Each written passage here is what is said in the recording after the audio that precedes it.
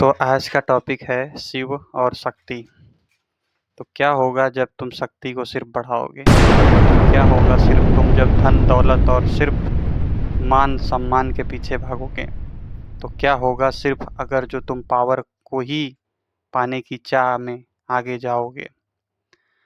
तो पावर शक्ति, ध्यान शिव, मौन शिव।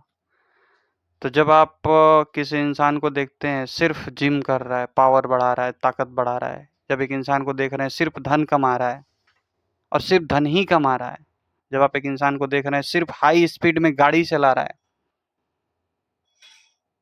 और एक इंसान को जब आप देख रहे हैं हाई स्पीड में बोल रहा है, यानी जहां गति है, जहां शक्ति है, वहां पे शिव कम हो जाता है। यानी शिव यानी मौन ध्यान वो कम हो जाता है। और जैसे ही मौन कम होता है एक्सीडेंट होता है।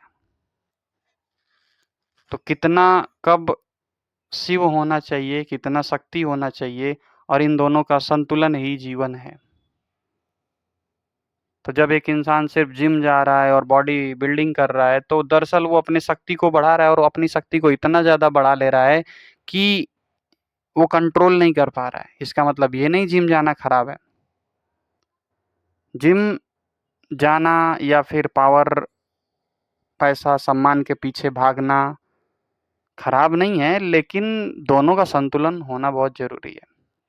क्या कारण है, एक इंसान जब कुछ नहीं होता है तो बोलता है कि मैं सब कुछ समाज हित के लिए, देश हित के लिए करूँगा, लेकिन जैसे ही पावर और पैसा आता है तो शायद उसे याद नहीं रहता या फिर वो भूल जाता है या फिर वो करना नहीं चाहता। दरअसल वो शक्ति की स्पीड में मौन भूल गया, अपने साथ बैठना भूल गया, खुद से नज़रें मिलाना भूल गया, और उस भुलन में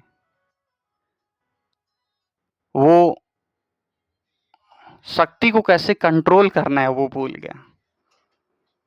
शिव सिर्फ मौन और ध्यान नहीं है, मौन और ध्यान में ही शक्ति का सही संचालन होता है। यानी शक्ति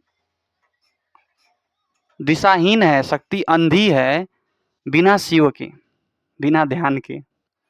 जब बोलते हैं ध्यान से पढ़ो, ध्यान से पढ़ो, ध्यान से पढ़ो, क्यों ध्यान से पढ़ो? सिर्फ पढ़ो तो सिर्फ जो पढ़ो तो फिर पता नहीं चला क्या पढ़ें, कैसे पढ़ें, कितना पढ़ें। ध्यान से पढ़ो तो किस चीज़ की तैयारी कर रहे हैं, उसके लिए क्या ज़रूरी है, कितना ज़रूरी है। और जब ध्यान से पढ़ेंगे तो शिव और शक्ति दोनों आ गए। तो जीवन में अगर शक्ति का संतुलन न रहा तो फिर एक्सीडेंट होगा। वैसे ही जैसे नदी में जब बाढ़ आती है तो नदी में शक्ति बढ़ जाती है और नदी अपना दायरा खो करके गाँव को भी उड़ा ले जाती है, बहा ले जाती है। वैसे ही जैसे हवा शक्ति है, लेकिन हवा का अगर वेग खो जाए तो वो तूफान में बदल जाता है। तो शिव और शक्ति एक ही सिक्के के दो पहलू हैं, लेकिन जब एक पे ध्यान ज़्यादा दिया जाता है तो संतुलन बिगड़ जाता है, और संतुलन बिगड़ने से ही सारी समस्याएं होती हैं, चाहे वो शारीरिक हो, मानसिक हो या आर्थिक हो। तो शिव और शक्ति का संतुलन बनाना बड़ा ज़रूरी है। शक्ति तो सबके पास है, लेकिन शिव खुद के साथ बैठना, मौन नहीं है। जब हम खुद के साथ 2 मिनट बैठ नहीं पा रहे हैं, खुद को फेस नहीं कर पा रहे हैं, खुद से नज़रें नहीं मिला पा रहे हैं, तो फिर काहे का शक्ति? और उस शक्ति होने का कोई मतलब नहीं, क्योंकि वो जो शक्ति है वो हमें ही विनाश की तरफ ले जाएगी, हमारा ही नाश कर देगी।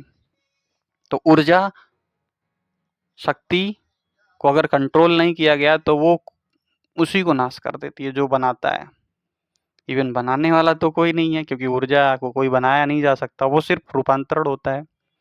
तो शिव और शक्ति के ऊपर मैंने कुछ बातें रखी, आशा करता हूँ समझ में आया होगा। आप अपने अंदर देखिए क्या ज़्यादा है। एक शक्ति से भरा हुआ स्त्री या पुरुष हमेशा चंचलता रहेगा, आँखों में एक चाह रहेगी कुछ पाने की, आँखों में एक बेचैनी रहेगी, हमेशा वो अफनाहट में रहेगा। शक्ति बढ़ी हुई है। खुद के साथ वो नहीं बैठ पाएगा, 2 मिनट भी खुद के साथ नहीं बैठ पाएगा। बैठने जाएगा तो पता चलेगा कहीं खुजली हो रही है, कुछ काम याद आ रहा है, कुछ और चीज़ें याद आ रही हैं। लेकिन जैसे-जैसे वो अपने शिव को बढ़ाएगा, यानी मौन को बढ़ाएगा, ध्यान को बढ़ाएगा, उसको सारे रास्ते दिखने लगेंगे, सब कुछ समझ में आने लगेगा। तो दोनों का संतुलन बड़ा ज़रूरी है। तो उम्मीद करता हूँ आज का टॉपिक्स आपको बहुत अच्छे से समझ में आया होगा। समझ में आया है तो अपने विचार रखें, अपने प्रश्न को भी पूछ सकते हैं। मिलते हैं नेक्स्ट वीडियो में।